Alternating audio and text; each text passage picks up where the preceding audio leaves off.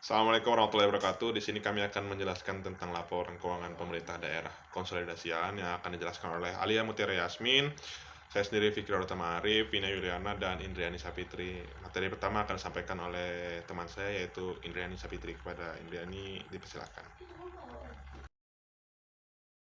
1. Laporan keuangan konsolidasi daerah merupakan laporan keuangan pemerintah daerah yang diperoleh dengan cara menggabungkan laporan keuangan SKPD dan laporan keuangan PPKD yang bertujuan untuk menerbitkan laporan keuangan kabupaten atau Pemda. Bahan-bahan yang digunakan untuk menyusun laporan konsolidasi daerah, yang pertama, laporan keuangan PPKD, dan yang kedua yaitu laporan keuangan SKPD. Selanjutnya, langkah-langkah untuk menyusun laporan keuangan konsolidasi daerah. 1. Siapkan bahan yaitu laporan keuangan PPKD dan laporan keuangan SKPD. Yang kedua, buat jurnal eliminasi konsolidasi. Jadi, khusus untuk penggabungan neraca, ada akun yang harus dieliminasi, yaitu akun resiprokal. Akun resiprokal merupakan akun yang menggambarkan hubungan antara PPKD sebagai home office dan SKPD sebagai branch office. Selanjutnya adalah laporan perubahan SAL. Laporan perubahan SAL merupakan laporan yang menyajikan informasi kenaikan atau penurunan saldo anggaran lebih tahun pelaporan dibandingkan dengan tahun sebelumnya. Laporan ini juga memberikan ringkasan atas pemanfaatan saldo anggaran dan pembiayaan pemerintah, sehingga suatu entitas pelaporan harus menyajikan rincian lebih lanjut dari unsur-unsur yang terdapat dalam LPSAL dalam catatan atas laporan keuangan. Selanjutnya yaitu format LPSAL. Yang pertama yaitu saldo anggaran lebih awal. Yang kedua yaitu penggunaan SAL sebagai penerimaan pembiayaan tahun berjalan. Yang ketiga yaitu subtotal antara format 1 dikurangi dengan 2. Yang keempat yaitu sisa lebih atau kurang pembiayaan anggaran SILPA atau SIKPA. Yang kelima yaitu subtotal format 3 ditambah dengan 4. Yang keenam yaitu koreksi kesalahan pembukuan tahun sebelumnya. Yang ketujuh lain-lain. Dan yang terakhir yaitu saldo anggaran lebih akhir, yaitu format 5 ditambah 6 dan 7.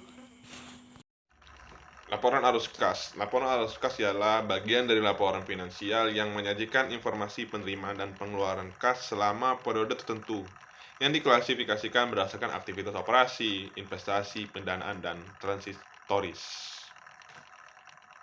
Aktivitas operasi. Aktivitas operasi adalah aktivitas penerimaan dan pengeluaran kas yang ditunjukkan untuk kegiatan operasional pemerintah selama satu periode akuntansi. Ada dua metode untuk melaporkan arus kas dari kegiatan operasi. Yang pertama adalah laporan arus kas metode langsung atau direct method. Melaporkan sumber dari penggunaan kas operasi. Sumber utama dari kas operasi adalah kas yang diterima dari pelanggan. Sumber utama dari penggunaan kas operasi adalah kas yang dibayarkan kepada supplier, barang dan jasa, dan kas yang dibayarkan kepada karyawan sebagai gaji. Selisih antara penerimaan dan pembayaran kas operasi adalah arus kas bersih dari kegiatan operasi. Lalu yang kedua, laporan arus kas metode tidak langsung atau indirect method. Melaporkan arus kas dimulai dari laba bersih dan menyesuaikannya untuk pendapatan dan beban yang tidak melibatkan penerimaan dan pembayaran kas. Dengan kata lain, laba bersih akrual disesuaikan untuk menentukan jumlah bersih arus kas dari kegiatan operasi.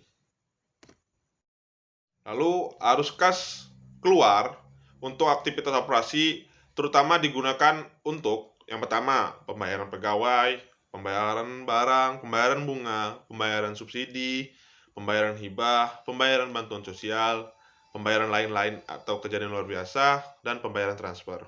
Lalu arus kas masuknya diperoleh dari yang pertama ada penerimaan perpajakan, yang kedua penerimaan negara bukan pajak (PNBP) atau retribusi. Lalu yang ketiga ada penerimaan hibah, lalu ada penerimaan bagian laba perusahaan negara atau daerah dan investasi lainnya. penerimaan lain-lain, penerimaan dari pendapatan luar biasa, dan yang terakhir dari penerimaan transfer.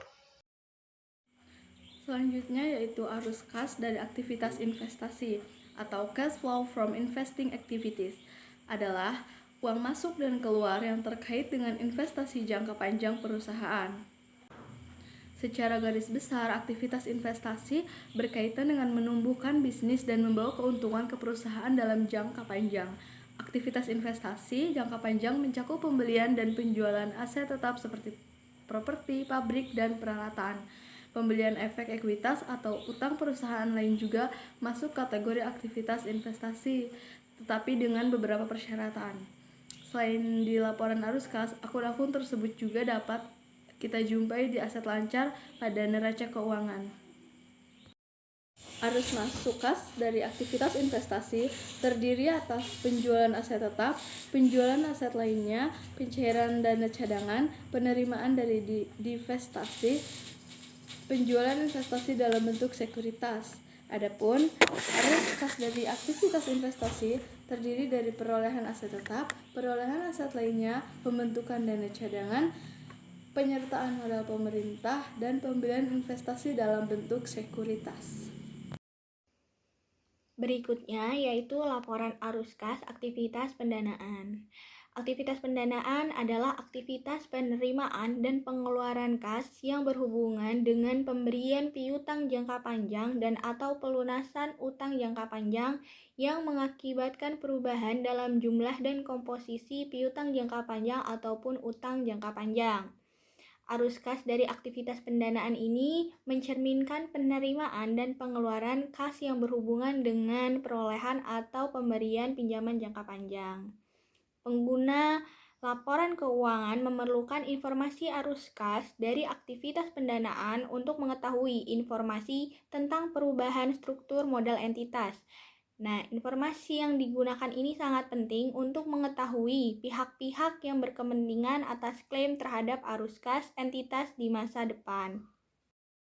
Kemudian, laporan arus kas bagian aktivitas pendanaan itu dibagi menjadi dua. Yang pertama, arus masuk kas dari aktivitas pendanaan dan arus keluar kas dari aktivitas pendanaan. Untuk arus masuk kas itu terdapat penerimaan utang luar negeri, penerimaan dari utang obligasi, penerimaan kembali pinjaman kepada pemerintah daerah, dan penerimaan kembali pinjaman kepada perusahaan negara. Dan untuk arus keluar kas dari aktivitas pendanaan, yang pertama yaitu terdapat pembayaran pokok utang luar negeri, pembayaran pokok utang obligasi, pengeluaran kas untuk dipinjamkan kepada pemerintah daerah, dan pengeluaran kas untuk dipinjamkan kepada perusahaan negara. 4. Aktivitas transitoris. Aktivitas transitoris adalah aktivitas penerimaan dan pengeluaran kas yang tidak termasuk dalam aktivitas operasi, investasi, dan pendanaan. Jadi, aktivitas transitoris ini adalah aktivitas non-anggaran, yang artinya penerimaan atau pengeluaran yang tidak mempengaruhi anggaran pendapatan, belanja, dan pembiayaan, serta pendanaan pemerintah. Arus kas dari aktivitas transitoris antara lain perhitungan pihak ketiga atau PFK, pemberian atau penerimaan kembali uang persediaan kepada atau dari bendahara pengeluaran, serta kiriman uang. PFK di sini menggambarkan kas yang berasal dari jumlah dana yang dipotong dari surat perintah membayar atau diterima secara tunai untuk pihak ketiga, misalnya potongan paspen dan askes. Kiriman uang di sini menggambarkan mutasi kas antara rekening kas umum negara atau daerah. Arus kas masuk dari aktivitas transitoris meliputi penerimaan PFK dan penerimaan transitoris seperti kiriman uang masuk dan penerimaan kembali uang persediaan dari bendahara pengeluaran. Arus keluar kas dari aktivitas transitoris meliputi pengeluaran PFK dari pengeluaran transitoris seperti kiriman uang keluar dan pemberian uang persediaan kepada bendahara pengeluaran. Yang kelima yaitu ilustrasi penyusunan laporan arus kas.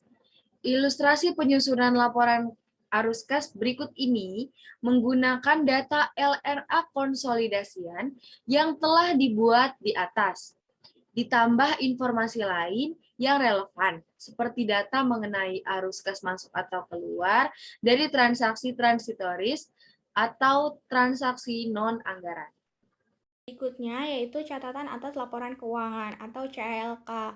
Catatan atas laporan keuangan ini merupakan catatan tambahan dan informasi yang ditambahkan ke akhir laporan keuangan untuk memberikan tambahan informasi kepada pembaca dengan informasi yang lebih lanjut. Sebagaimana yang kita ketahui bahwasannya laporan keuangan merupakan informasi yang kompleks dan disusun berdasarkan suatu standar ketentuan yang berlaku yang dapat berpotensi menimbulkan kesalahpahaman antara pembaca dan penyusun laporan keuangan ini, yang mana kesalahpahaman ini ditimbulkan berdasarkan perbedaan persepsi antara pembaca atau pengguna dengan penyusun laporan keuangan ini. Dengan adanya catatan atas laporan keuangan ini akan mempermudah pengguna dalam memahami laporan keuangan. Catatan atas laporan keuangan pada dasarnya harus mengungkapkan hal-hal sebagai berikut sebagaimana yang sudah kita tampilkan pada slide, yaitu yang pertama, menyajikan informasi tentang kebijakan fiskal atau keuangan, ekonomi makro, pencapaian target pada APBD, berikut kendala dan hambatan yang dihadapi dalam pencapaian target. Yang kedua, yaitu menyajikan ikhtisar pencapaian kinerja keuangan selama tahun pelaporan. Yang ketiga, yaitu menyajikan informasi tentang dasar penyusunan laporan keuangan dan kebijakan-kebijakan akuntansi yang dipilih untuk diterapkan atas transaksi-transaksi dan kejadian-kejadian penting lainnya. Yang keempat, pengungkapan informasi yang diharuskan oleh standar akuntansi pemerintahan yang belum disajikan pada lembar muka atau on the page laporan keuangan. Berikutnya yaitu mengungkapkan informasi untuk akun-akun aset dan kewajiban yang timbul sehubungan dengan penerapan basis akrual atas pendapatan dan belanja dan rekonsiliasinya dengan penerapan basis kas. Berikutnya yang terakhir yaitu menyediakan informasi tambahan yang diperlukan untuk penyajian yang wajar yang tidak disajikan pada lembar muka atau on the page laporan keuangan. Baiklah, demikian penjelasan yang dapat kami sampaikan pada presentasi kali ini. Terima kasih atas perhatiannya. Terakhir kami ucapkan wassalamualaikum warahmatullahi wabarakatuh.